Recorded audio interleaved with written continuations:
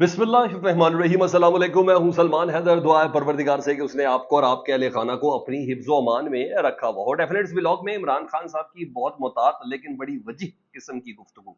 जी हाँ, वो तो डेफिनेटली हमने उसमें कुछ पॉइंट्स आपके साथ शेयर करने। मौलाना साहब का ये जो सरप्राइज, वो भी पाकिस्तान तहरीक इंसाफ के असद कैसर के घर में खड़े होकर कि मैं सिरे से हुकूमत के मुसव्वदे को मानता ही नहीं, ये किस बात की इलामत है? यानी अब जो आईनी मुसवदा आने जा रहा है तो उसमें पीपल्स पार्टी, मौलाना फजल रहमान और पाकिस्तान तहरीक इंसाफ, ये मुसवदा तीनों मिलकर लेके आएंगे। मैं किस बिना पर, किन इतलात की बिना पर इस खबर को कंफर्म करूं, ये भी व्लॉग में करता हूं। दूसरा बहुत बड़ा रिलीफ मिला, जो सितंबर कहलाने की बात थी ना इमरान खान, मैंने खुद भी आपके सामने ये बात की कि ऐसा ही सितंबर के चीज महीने में ये केसेस के हवाले से चीज़ें सिमट जाएंगी, स्पेशली 190 मिलियन पाउंड केस वाला और दूसरा तोशाखाना 2 वाला। लाइक ऐसी वाली चीज़ें थी। और 9 मई, क्योंकि ये सब चीज़ें मैं आपको बताऊं सुप्रीम कोर्ट और इस आईनी तरमीम के साथ न थी। उसकी डिटेल्स भी बड़ी मज़ेदार है, तो व्लॉग मिस नहीं करना, मुकम्मल देखना है। चैनल देखें तो चैनल सब्सक्राइब कर दे ताकि मेरा और आपका राब्ता रहे।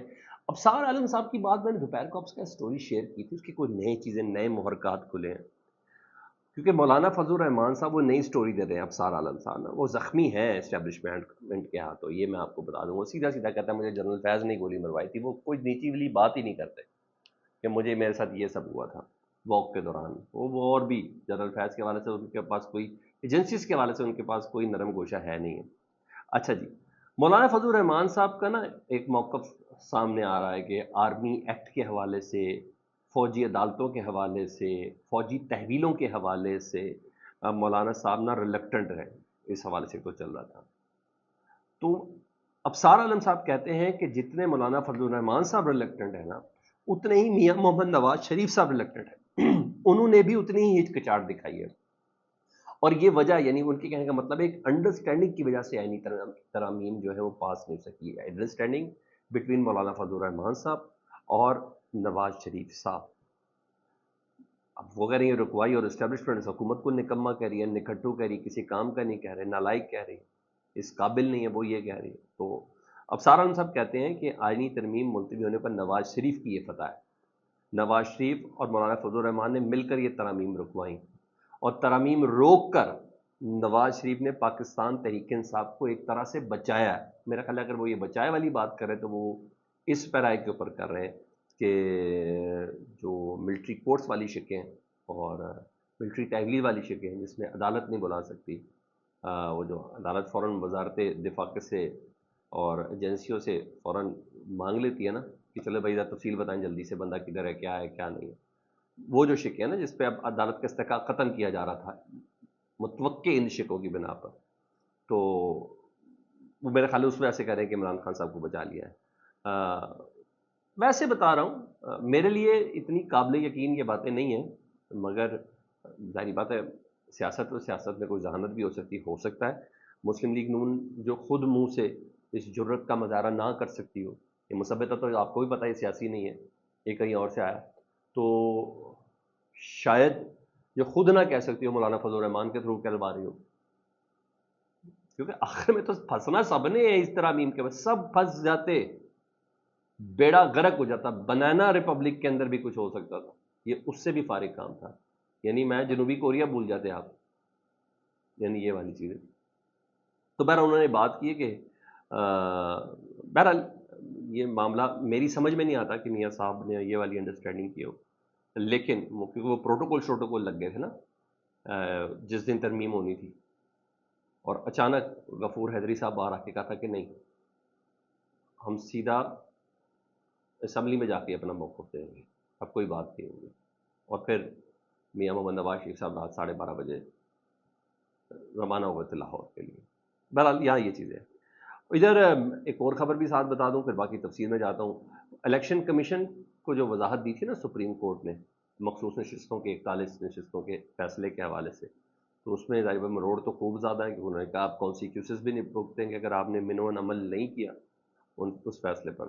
तो इलेक्शन कमीशन का एक अहम इजलास हो बगैर किसी नतीजे के ख़त्म हुआ, लेकिन जो चीज़ खबर सामने आई वो ये है कि इलेक्शन कमीशन कानूनी माहिरीन से ایڈوائس لے گی، یعنی قانونی معنی آؤٹ سورس کر رہی ہے، ان سے ایڈوائس لے گی کہ الیکشن کمیشن کی ابھی تک سمجھ میں نہیں آ رہا، وہ کنفیوز ہے، اور میرا خیال ہے وہ کسیانی بلی کھمبا نوچنے والی، کسی صورت یہ کہیں نہیں جا سکتے، ان کو اس پر عمل کرنا ہی کرنا ہے۔ اور کل دوبارہ اجلاس بلا لیا، چیف الیکشن کمیشنر سکندر سلطان راجہ اس کی خود صدارت کر رہے ہیں۔ معاملہ لٹکانا اب ان کے بس کا کام نہیں ہے، ان کو کسی نہ کسی انجام تک پہنچانا ہی پہنچانا ہے۔ اب آج ہم ان دو اہم ترین ڈیولپمنٹس کی جانب۔ مولانا فضل الرحمان صاحب جی، آج بڑا سرپرائزنگ فیکٹر تھا، اور ایک تو مولانا صاحب خود چل کر پی ٹی آئی کے اسد کیسر کے گھر گئے، ان کے گھر انہوں نے زورانہ کیا۔ صحافی نے پوچھا سر خیریت سے آئے ہیں؟ انہوں نے کہا میں ان کے گھر کھانا کھانے آیا ہوں، اسد کیسر نے میرے گھر بہت کھانا کھایا، لائک یہ والی چیز تھی۔ مولانا صاحب وہاں گئے، اسد کیسر بھی موجود تھے، سابق صدر عارف علوی بھی موجود تھے، مجلس وفد المسلمین کے راجہ ناصر عباس صاحب موجود تھے، اور دیگر لوگ وہاں موجود تھے۔ اور اس ملاقات میں جو گفتگو کی اس کے بعد مولانا صاحب نے میڈیا سے، مولانا فضل الرحمان صاحب نے یہ کہا تھا، یہ پوائنٹ بڑا غور سے سنیے گا، انہوں نے کہا ہم حکومت کے مسودے کو مکمل طور پر مسترد کرتے ہیں، مکمل طور پر اس مسودے کو مسترد کرتے ہیں۔ یہ بڑا سرپرائز ہے سر مولانا صاحب کی طرف سے۔ پہلے یہ تھا کہ جزوی طور پر مولانا صاحب شاید اس مسودے کو نہیں مان رہے، کچھ پوائنٹس پہ اختلاف ہے، کچھ پہ نہیں ہے، آئینی عدالت ہونی چاہیے اور کچھ چیزوں پہ ہے، اور فوجی عدالتوں کے حوالے سے، جورسٹکشنز کے حوالے سے، عدالتوں کے استحقاق کے حوالے سے، شاید اسلام آباد ہائی کورٹ کے ججز کے ٹرانسفر پوسٹنگ کے حوالے سے تھا کہ کچھ پوائنٹس پر اختلاف ہے، مگر اب وہ کہہ رہے ہیں اس مسودے کو مکمل طور پر ہم مسترد کرتے ہیں، یعنی یہ ردی کا ٹوکرا تھا، ٹھیک ہے، ردی کا ٹوکرا تھا، یہ مسودہ نہیں تھا۔ اور یہ بات وہ کر رہے ہیں پاکستان تحریک انصاف کے ساتھ کھڑے ہو کے، اسد کیسر کو ساتھ کھڑے کر کے، عارف علوی صاحب کو ساتھ کھڑے کر کے، اور دیگر اتحادیوں کو ساتھ کھڑے کر کے، تو اس کا مطلب ہے جو نیا مسودہ ہے نا، وہ Pakistan Peoples Party, J U I یعنی مولانا فضل الرحمان صاحب اور پاکستان تحریک انصاف مل کر لے کے آئے گی۔ اس نئے مسودے میں یہ تینوں شامل ہوں گے، کیونکہ مسودہ آنا ہی آنا ہے، یہ طے بات ہے، اب یہ طے بات ہے، تھوڑی بہت وہ عزت سادات رہ جائے تو یہ والی چیز ہے، اور پھر نون لیگ کو منوائی لیں گے، ہاں وہ چیزیں نہیں ہوں گی، وہ جو رولو پھیر دیا تھا نا، نہیں وہ رولو نہیں پھیر سکتے تھے، ٹھیک ہے، ڈریکونین لاز کہتے ہیں اس کو، جی ہاں ڈریکونین لاز لے کے آ رہے تھے۔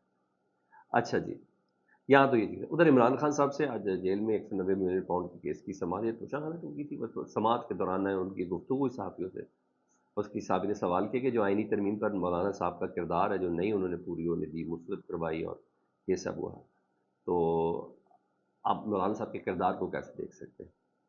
چاہے اس کے کہ اس جواب کی ابھی تک ویریفیکیشن نہیں آئی ہے، لیکن باقاعدہ میڈیا کے طور پر رپورٹ کیا گیا کہ مولانا صاحب کو شک کا اظہار دے رہے ہیں ابھی بھی عمران خان صاحب، مشکوک کر رہے ہیں تاکہ مولانا صاحب تھوڑا سا پش ہو جائے، یہ خبر باقاعدہ پلیس کروائی گئی اسٹیٹمنٹ، تو عمران خان صاحب نے کہا میں ابھی کچھ نہیں کہہ سکتا مولانا صاحب کے کردار سے، یعنی وہ خبر مگر اس طریقے سے دی گئی کہ جیسے عمران خان صاحب بہت شک کا اظہار کریں مولانا صاحب کے اوپر، اور مولانا صاحب دوبارہ سوچیں اپنے موقف کے اوپر سے، لائک اس طریقے سے کہ نہ وزیر اطلاعات وزارت اطلاعات آپ کو پتہ ہے عطا تارڑ صاحب ہیں، ان کی مرضی سے خبریں چل رہی ہیں، کیمرہ کون ہے کیا ہے کہاں نہیں ہے، اس کے علاوہ بھی کچھ لوگ ہیں جو خبریں پٹ کرتے ہیں اور کہتے ہیں بھائی یہ یوں کرنا ہے آپ نے، ٹھیک ہے جی۔ تو بہرحال عمران خان صاحب نے کہا جمہوری فورسز کو کھڑا ہونا ہوگا، اور اگر مولانا بھی ساتھ ہیں تو اس سے اچھی بات کیا ہو سکتی ہے، یہ انہوں نے بولا۔